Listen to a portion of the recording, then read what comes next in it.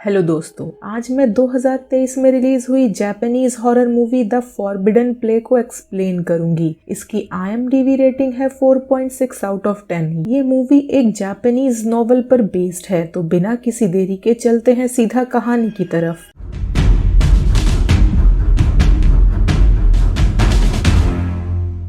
कहानी की शुरुआत में हम नाओटो इहारा की हैप्पी फैमिली को देखते हैं, जिसमें उसकी बीवी मियुके और उसका 7 साल का बेटा हारुतो अपने घर में खुशी खुशी रहते थे। उसकी बीवी मियुके थोड़ी परेशान दिखती है और उसे कहती है कि उसे फिर से धोखा ना दे। नाओटो ये सुन के चौंक जाता है, क्योंकि उसने ऐसा कुछ भी नहीं किया था जिससे मियुके को ऐसा लगे। उसी दिन अपने घर के गार्डन में हारुतो को एक छिपकली दिखती है। वो उसका पीछा करता है और उसके पिता के पास उस छिपकली का पूंछ लेके आता है, जो कि उस छिपकली को पकड़ते टाइम उसके हाथों में ही रह गई थी। वो अपने पिता से पूछता है कि अब उस छिपकली का क्या होगा, जिसपे नाओटो उसको कहता है छिपकली की पूंछ फिर से उग आएगी। हारुतो ये सुन के बहुत खुश होता है और अपने पिता से कहता है तब तो इस पूंछ से भी छिपकली बन सकती है। अपने बेटे को खुश देख के वो उस पूंछ को गार्डन में दफनाने को कहता है और उसे एक मंत्र देता है जिससे वो छिपकली जिंदा हो सके। ये सब नाओटो अपने बेटे का दिल रखने को कर रहा था। एक सुबह जब नाओटो ऑफिस के लिए निकल रहा था, तब हारुतो को उसी जगह पे बैठ के उस मंत्र को बोलते हुए देखता है जहाँ पे उसने उस छिपकली के पूंछ को गाड़ा था। नाओटो जिसे एक मजाक सोच रहा था, वो अब सच होने वाला था। अचानक से उसी जगह से एक छिपकली निकल के कहीं छिप जाती है, जिसे देख हारुतो बहुत खुश होता है। पर नाओटो चौंक गया था, पर वो सोचता है कि शायद वो कोई दूसरी छिपकली होगी। वो उस बात को इग्नोर कर देता है और अपने ऑफिस की तरफ निकल पड़ता है। कुछ देर बाद जब वो अपने ऑफिस पहुंचता है, तो उसे पुलिस के कॉल से पता चलता है कि उसकी पत्नी और उसके बेटे का एक्सीडेंट हो गया है और वो दोनों हॉस्पिटल में हैं। जब वो हॉस्पिटल पहुंचता है तो देखता है कि हारुतो को डॉक्टर बचा नहीं पाते, पर तभी अचानक से हॉस्पिटल की लाइट्स चली जाती है और बिजली उस रूम के बाहर गिरती है और हारुतो की सांसें फिर से चलने लगती है। हारुतो बच गया था, पर मियुके को डॉक्टर्स नहीं बचा पाए थे। नाओटो मियुके को खो के बहुत दुखी था। हारुतो उसे कहता है कि वो अपने माँ को जिंदा कर सकता है। वो हॉस्पिटल से अपनी माँ की एक कटी हुई उंगली लेके आया था और वो दोनों मिलके उसे अपने गार्डन में गाड़ देते हैं और हारुतो उसी मंत्र को बार बार पढ़ता रहता है। हम आगे हिरोको नाम की एक लड़की को देखते हैं, जो कि एक रिपोर्टर थी और पहले कभी वो नाओटो के कंपनी में उसके साथ काम किया करती थी। हिरोको के काम के वजह से उसकी तस्वीर एक मैगजीन में भी छपी थी। उसका कलीग कवाशकी उसे उस अचीवमेंट के लिए कांग्रेट्स कहता है, पर वो उस बात को इतना ध्यान नहीं देती। जब हिरोको अपने घर पे पहुंचती है तो उसके कानों में एक अजीब सी आवाज सुनाई देती है और उसके सामने रखा ग्लास अपने आप टूट जाता है। वो डर गई थी। तभी उसे अपने टीवी पर मियुके के मौत के बारे में पता चलता है, क्योंकि मियुके उसकी एक्स कलीग की बीवी थी। वो उसके फ्यूनरल में जाती है, जहाँ उसकी मुलाकात हारुतो से होती है। हारुतो उसे कहता है सब उसे उसके माँ के लिए प्रे करने को कह रहे हैं, पर उसकी माँ बहुत जल्द ही वापस आएगी। ये सुन के हिरोको डर जाती है। तभी वहाँ नाओटो आ जाता है और हारुतो को वहाँ से ले जाने लगता है। हारुतो के आंखों को देखकर हिरोको डर जाती है, क्योंकि उसकी आंखों में उसे अपने लिए नफरत दिख रही थी, जैसा कि उसकी माँ के आंखों में उसने कभी देखा था, जिसके बारे में हमें आगे पता चलेगा। उसी फ्यूनरल में हिरोको अपनी एक फ्रेंड माया से मिलती है और हम उनके पास्ट में हुए एक इंसिडेंट को देख पाते हैं। हिरोको जब 7 साल पहले माया और नाओटो के साथ एक ही कंपनी में काम किया करती थी, तब हिरोको को नाओटो पसंद था। एक दिन हिरोको को उसका सीनियर ओवर टाइम करने के बहाने ऑफिस में रोक लेता है और उसके साथ जबरदस्ती करने की कोशिश करता है। उस समय नाओटो उसे बचाता है और इससे पहले कि हिरोको उसे थैंक यू भी कह पाती, नाओटो को मियुकी का कॉल आ जाता है और वो वहाँ से चला जाता है। नाओटो के पॉकेट से सिगरेट का पैकेट गिरा हुआ देख के जब हिरोको उसे वो लौटाने जाती है, तभी वो दरवाजा अचानक से अपने आप बंद हो जाता है। क्योंकि हिरोको नाओटो को पसंद करती थी, इसीलिए उसके लिए एक लाइटर खरीदती है गिफ्ट करने के लिए। पर जब वो उस गिफ्ट को एक नोट के साथ रेडी कर रही थी, उसी समय उसके नाक से खून निकलने लगता है और उसे एक कॉल आता है। हिरोको जब उस कॉल को रिसीव करती है तो उसे एक अजीब सी आवाज सुनाई देती है। अगले दिन जब वो उस गिफ्ट को लेके नाओटो के पास जाती है, तब उसे पता चलता है कि नाओटो पिता बनने वाला है और उसकी बीवी हॉस्पिटल में है। ये सुनने के बाद हिरोको नाओटो को वो गिफ्ट नहीं देती और इस बात से वो सुकून महसूस करती है कि उसने ये गिफ्ट उसे नहीं दिया। उसी रात हिरोको को एक बार फिर से उसी नंबर से कॉल आता है, जहाँ पे उसे लगता है कि उसका वही सीनियर उसे परेशान करने की कोशिश कर रहा है। पर इस बार उसे कोई कहता है कि उसके पति से दूर रहो और उसे अपने घर के मिरर में एक लड़की भी दिखाई देती है। अगले दिन वो ये सब बातें अपनी दोस्त माया से शेयर करती है। उसी दिन नाओटो अपनी बीवी और बच्चे के साथ ऑफिस में आता है। सब उन्हें बधाई देते हैं, पर जब हिरोको हारुतो को छूने की कोशिश करती है तो मियुके उसके कान में कहती है कि उसके पति से दूर रहो। ये सुन के हिरोको समझ जाती है कि वो फोन कॉल्स उसे मियुके ही करती है। वो घर आके एक कर्ज के बारे में पढ़ती है जिसका नाम living stomach tree spirit fishing था। ये वही कर्ज था जो मियुके ने हिरोको पर किया था। तभी उसके घर के सामान इधर उधर गिरने लगते हैं और अब मियुके उसके सामने थी। वो उसे अपने पति से दूर रहने को कहती है। हिरोको इतना डर चुकी थी कि वो उसे कहती है कि वो उसके पति के पास कभी नहीं आएगी और वो ये जॉब भी छोड़ देगी। और यही रीजन था जिसकी वजह से हिरोको ने जॉब छोड़ा था। और यहाँ ये भी क्लियर था कि मियुके के पास जिंदा रहते हुए भी कुछ शक्तियाँ थी जिससे वो काफी कुछ कर सकती थी और अब तो वो मर चुकी थी। पता नहीं अब वो क्या करने वाली थी। खैर, कहानी प्रेजेंट में आती है और हम देखते हैं कि नाओटो की माँ अब उनके साथ रहने लगी थी। हारुतो हमेशा उस जगह पे बैठ के उस मंत्र को बोलता रहता था जहाँ पे उसने अपनी माँ के उंगली को गाड़ा था। नाओटो देखता है कि जहाँ पे मियुके के उंगली को गाड़ा गया था वो जगह अब उभर के और बड़ी हो गई थी। वो डर जाता है और हारुतो को वहाँ से जबरदस्ती अंदर भेज देता है। हारुतो नहीं जाना चाहता था। हम हारुतो के आंखों में नफरत को देख पाते हैं जो कि धीरे धीरे बढ़ता ही जा रहा था। हम आगे हिरोको और उसके कलीग कावासाकी को देखते हैं जो एक साइकिक डायमंड नाम के आदमी का इंटरव्यू लेने जा रहे थे। डायमंड का कहना था कि वो किसी भी इंसान का यूज किया हुआ सामान को छू के उसके बारे में बता सकता है। हिरोको इस बात पे विश्वास नहीं करती, पर जब डायमंड हिरोको के लाइटर को छूता है तो वो उसे कहता है कि हिरोको किसी चीज से पोजेस्ड है। हिरोको उसकी बात पे यकीन नहीं करती और वहाँ से चली जाती है। जब हिरोको अपने घर की तरफ जा रही थी तो उसे फिर से एक कॉल आता है और मियुके उसे कहती है कि उसे उसके पति से दूर रहना चाहिए। वो ये सुन के डर जाती है। तभी उसके कार से एक कौवा आके टकराता है। ये सब देख के उसे भी लगने लगा था कि डायमंड सही बोल रहा है। तभी कावासाकी उसे डायमंड का कार्ड फॉरवर्ड करता है। दूसरी तरफ हारुतो अपने पिता से कहता है कि उसने अपनी माँ की आवाज सुनी है, पर वहाँ जाके देखने के बाद उन्हें वहाँ कुछ नहीं दिखता। हारुतो के वहाँ से चले जाने के बाद नाओटो उस जगह पे जाता है और पूछता है कि क्या वो मियुके है। तभी वो उभरी हुई जगह पे हलचल होने लगती है और नाओटो ये देख के डर जाता है और पास पड़े एक लकड़ी से उस चीज को मारने लगता है। तभी के लिए वो चीज फिर से मिट्टी के अंदर चली जाती है। दूसरे दिन हिरोको डायमंड के पास पहुंचती है। डायमंड का कहना था कि हिरोको के ऊपर किसी भूत का साया नहीं है। वो ये बताता है कि किसी भूत से ज्यादा खतरनाक वो जिंदा लोग होते हैं जो मर के दोबारा वापस जिंदा होते हैं और इस तरह के श्राप से निकलने का बस एक ही तरीका है, उसकी बॉडी को नष्ट करना। तभी वो बुरी शक्ति वहाँ पहुँच जाती है। डायमंड को रियलाइज हो जाता है कि ये जो भी है उससे ज्यादा ताकतवर है। वो किसी तरह उसे रोकने की कोशिश करता है, पर वो शक्ति जो भी थी वो डायमंड के शरीर पर कब्जा कर लेती है और हिरोको को मारने की कोशिश करती है। हिरोको किसी तरह वहाँ से भागती है, पर बाहर उसका वेट डायमंड का साथी कर रहा था। एक पल के लिए लगता है कि वो हिरोको को मारने वाला है, पर वो समझ गया था कि डायमंड अब इंसान नहीं रह गया है। वो डायमंड को मार देता है। इसके बाद वो शक्ति उसको भी पोजेस कर लेती है। वो खुद को रोकने के लिए अपनी ही गर्दन को काट लेता है।